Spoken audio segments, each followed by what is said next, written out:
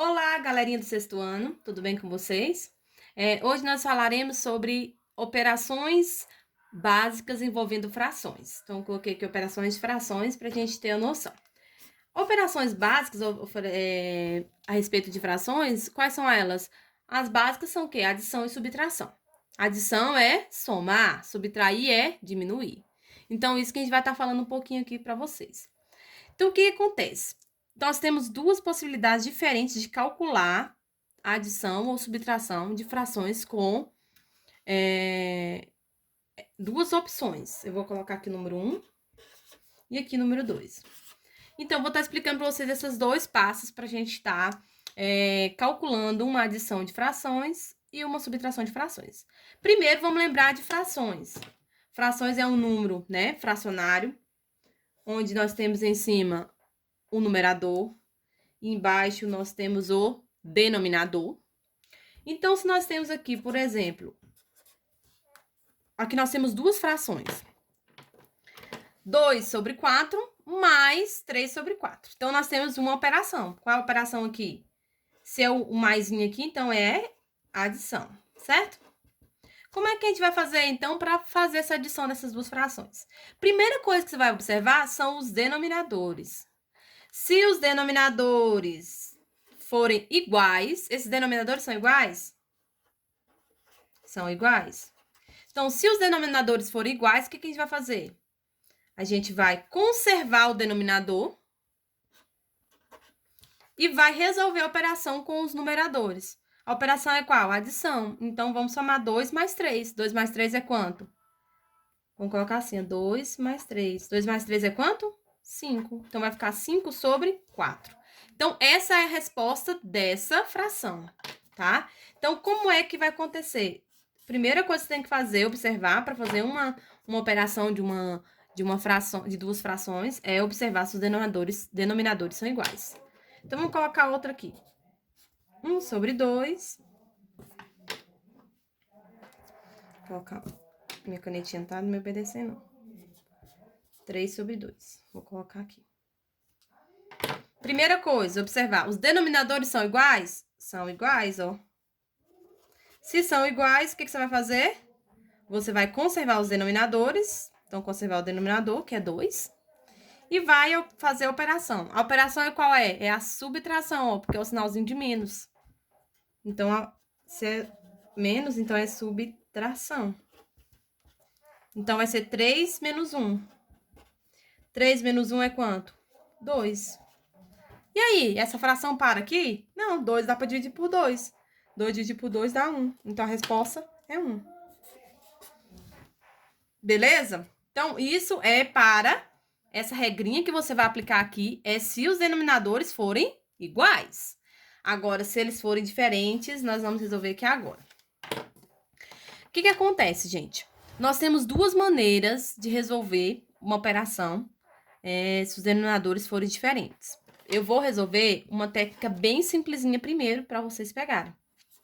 Primeiro, nós temos, por exemplo, 2 sobre 3, menos 1 sobre 2. Ai, professora, e agora? Né? Os denominadores são diferentes. Né? Então, a gente não pode fazer isso aqui. Se os denominadores forem diferentes, a gente não pode. Então, a regra que nós temos é o seguinte, tá? Primeira coisa que você vai fazer é você tirar o mínimo múltiplo comum, tá? Mas essa eu vou resolver primeiro, vou resolver depois. Vou resolver primeiro essa aqui, ó. Como é que é essa regra?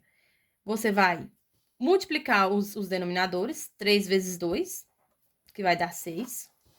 E você vai multiplicar cruzado esses números. Então, por exemplo, 2 vezes 2. 2 vezes 2 é 4. Vai usar a operação que tá no meio, ou seja, se é menos, tá vendo? É menos, então você vai usar menos aqui. E 3 vezes 1 é 3. E aí, você vai resolver. 4 menos 3 vai ser 1.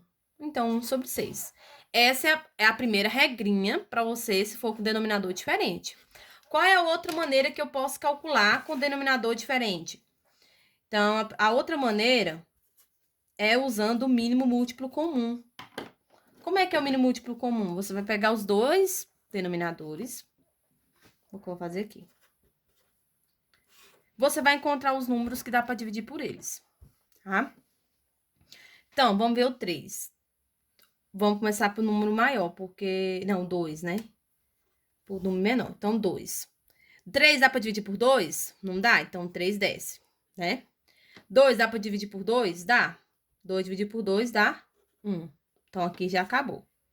Agora, eu tenho que encontrar um número que dá para dividir por 3. Qual o número que dá para dividir por 3? 3, né? 3 dividido por 3 dá 1. Acabou. Quando você chegar aqui, você vai pegar esses dois números e vai multiplicar um pelo outro. Multiplicar, tá? Então, 2 vezes 3 vai dar 6. Então, o mínimo múltiplo comum de 3 e de 2 é 6.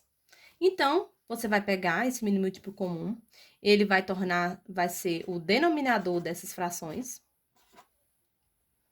E você vai colocar a operação aqui no meio. O que você vai fazer? Você vai pegar esse 6, vai dividir pelo 3 e multiplicar pelo 2, tá? Ou seja, você vai pegar o denominador aqui, o mínimo múltiplo comum, dividir pelo denominador e multiplicar pelo numerador. Então, 6 dividido por 3 vai dar 2, né? 2 vezes 2 vai dar 4. 6 dividido por 2 vai dar 3. 3 vezes 1, 3. Aí, agora, o que você vai fazer?